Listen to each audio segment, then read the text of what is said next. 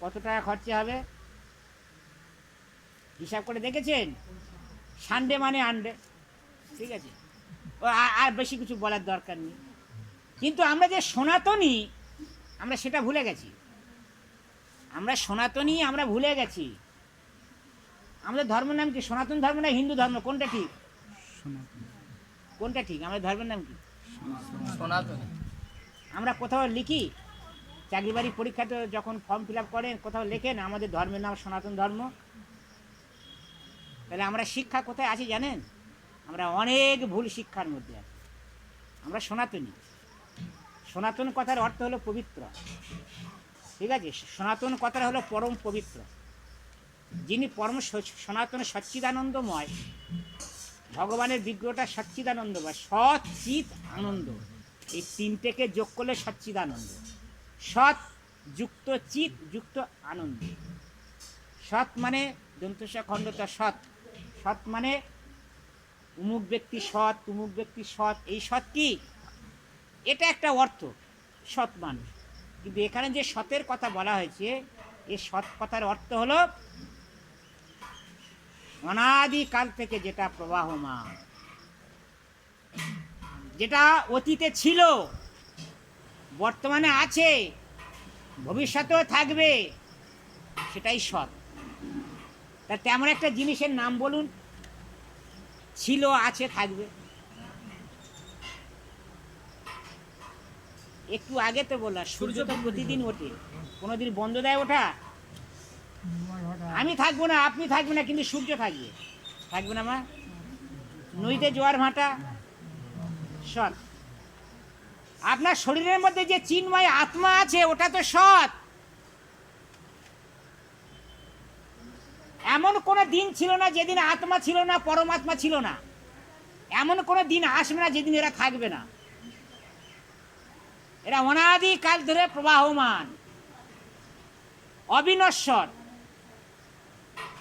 এর কোনো ধ্বংস নেই। এটাকে বলে সৎ।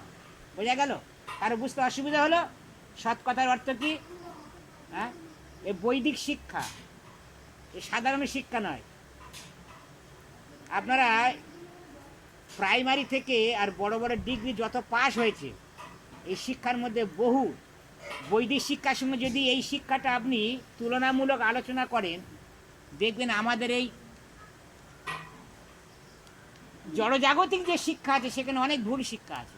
কিন্তু বৈদিক যে সিদ্ধান্ত, সেটা হলো অভ্রান্ত, নির্ভুল। চিত, চিত মানে 84 খণ্ডটা চিত, চিত মানে চিন্ময়, অর্থাৎ যেটা এই জড় জগতের যে 3 গুণ আছে, 3 গুণের দ্বারা প্রভাবিত হবে না। সত্যগুণ, রজগুণ, তমগুণ। এই জড় জগতে যত প্রকার বস্তু আছে, প্রত্যেকটা বস্তু কিন্তু 3 গুণের দ্বারা প্রভাবিত। সে মানুষ থেকে শুরু করে 84 লক্ষ প্রজাতি, প্রত্যেকটা জীব এই 3 গুণের দ্বারা প্রভাবিত। কিন্তু যিনি কৃষ্ণ ভক্ত, যিনি পরম চিন্ময়ের সেবা করে, তিনি এই জগতে থাকলেও, তিনি আপনার সংসারে থাকলেও, আপনার মনোভাব আর তাদের মনোভাব সম্পূর্ণ আলাদা।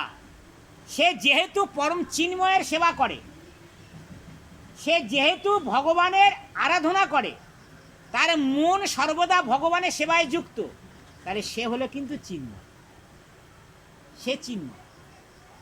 আপনি বাজার থেকে অনেক ভক্তরা আসে, দেখি মিষ্টান্ন আনছে, ঠিক আছে, বা ফলমূল আনছে, একদম বাস্তব উদাহরণ দিয়ে বোঝাচ্ছি। ওই ফলমূল বা ওই মিষ্টান্ন যখন এই ভগবানের সেবায় দেওয়া হলো, তাহলে ওটা কি হয়ে গেল? ওটা চিন্ময়, অপ্রাকৃত চিন্ময় হয়ে গেল। কিন্তু ওটা ভগবানকে না দিয়ে যখন নিজেরা ইন্দ্র তৃপ্তির জন্য সেবা করলাম, তাহলে ওটা কিন্তু জড়। ওই জড় জিনিস হলো বন্ধনের কারণ, মায়ার কারণ। আর ভগবানকে দিয়ে যেটা পাবেন সেটা বন্ধন মুক্তির কারণ। এটাকে বলে চিত, মানে চিন্ময়। আরে আনন্দ, ভগবান যেখানে থাকেন বা তার সেবায় যারা আছে, তারা কিন্তু সদা আনন্দেতে মগ্ন হয়ে আছে। এই হরিনাম করলে যে কি আনন্দ, হরিনামে কি আনন্দ, ডুবলে জানা যায়। এই আনন্দ উপলব্ধি করেছে যারা, তারা কিন্তু এক বিন্দু ভগবানকে ছাড়া থাকতে পারবে না। এটা অপ্রাকৃত আনন্দ। এই জড়জগতের আনন্দ আর এই অপ্রাকৃত আনন্দ সম্পূর্ণ আলাদা। জড়জাগতিক আনন্দ, ঠিক আছে, আপনার টাকা আছে, গাড়ি আছে, বাড়ি আছে, বিয়ে বাড়ি গেলে আনন্দ করলেন, ওটা ক্ষণিকের জন্য, 2-4 দিন পরে আনন্দ শেষ, ঠিক আছে। কিন্তু এই যে ভগবানের সেবায় যে আনন্দ, এই আনন্দ ভগবানের সেবা করতে করতে ভক্তের বয়স যত বাড়বে তত তার আনন্দটা গাঢ় হবে। বোঝা গেল? আপনি একটা চাকরি করছেন, আপনার চাকরির শুরু থেকে আপনার টার্গেট থাকবে কবে আমার 60 বছর বয়সটা শেষ হবে। যত চাকরি শেষের দিকে যাবে, রিটায়ারমেন্টের দিকে যত যাবে, তত কিন্তু আপনার কাজের প্রতি অনীহা আসবে। আর এই ভগবত ভক্তি এমন একটা জিনিস, যত বয়স বৃদ্ধি পাবে তত ভগবানের প্রতি আসক্তি বা ভগবানের প্রতি সেবা তত গাঢ় হবে, তত বৃদ্ধি পাবে। সেই জন্য ভক্তি জগতে কোনো রিটায়ারমেন্ট নেই, ভক্তি জগতে কোনো অবসর নেই। যত ভক্ত পরিপক্ক হবে তত তার ভক্তির টাইমিংটা আরও বাড়তে থাকবে। 24 ঘন্টা ভগবানের সেবা করবে, 24 ঘন্টা ভগবানের সেবা করলে সে অপ্রাকৃত আনন্দ লাভ করতে পারে। এই সচ্চিত আনন্দ, সচ্চিদানন্দ হলো ভগবানের বিগ্রহ। হ্যাঁ, ভগবানের ওই বিগ্রহটা এই 3টে উপাদান দিয়ে তৈরি, ঠিক আছে। আর আমাদের যে উপাদান, আমাদের যে জড় শরীর, এই জড় শরীর কী কী দিয়ে তৈরি বলো দেখি বাবা? হ্যাঁ, একটা সাইকেল বা একটা বাইক কী কী দিয়ে তৈরি সব বলে দেবে। এই ঘর বাইর তৈরি করেছে কী দিয়ে তৈরি সব বলে দেবে, তাই না? নিজের শরীরটা কী দিয়ে তৈরি একটু বলে দেন দেখি। বলবে কিছু হাড় আছে, কিছু রক্ত আছে, কিছু মাংস আছে, তাই না মা? ওটা কোনো উপাদান না। পঞ্চভূত পড়েছি আমরা, ক্ষিতি অপ তেজ মরুদ বোম আর মন বুদ্ধি অহংকার, এই 8খানা জড় উপাদান দিয়ে আমাদের এই শরীরটা তৈরি। ক্ষিতি মানে জমি, অপ মানে জল, এই মানে বায়ু, ক্ষিতি অপ তেজ মানে অগ্নি, মরুদ বোম এই 5টা স্থূল উপাদান। আরও 3টে স্থূল উপাদান মন বুদ্ধি অহংকার। প্রত্যেকের মন আছে, প্রত্যেকের বুদ্ধি আছে, আর প্রত্যেকের মধ্যে অহমিকাও আছে। এই 8খানা জড় উপাদান দিয়ে আমাদের এই যে শরীরটা দেখতে পাচ্ছি এটা তৈরি।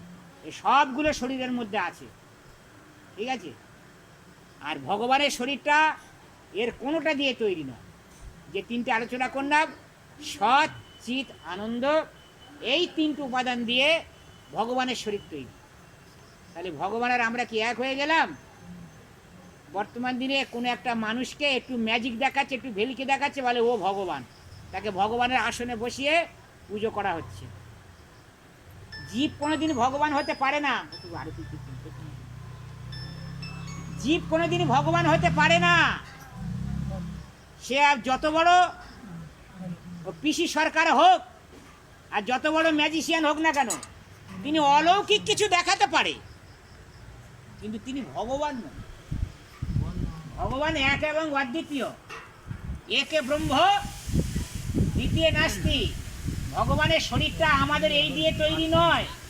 জীব ভগবানের সেবক হতে পারে, ভগবানের মধ্যে কিছু গুণ তার থাকতে পারে, কিছু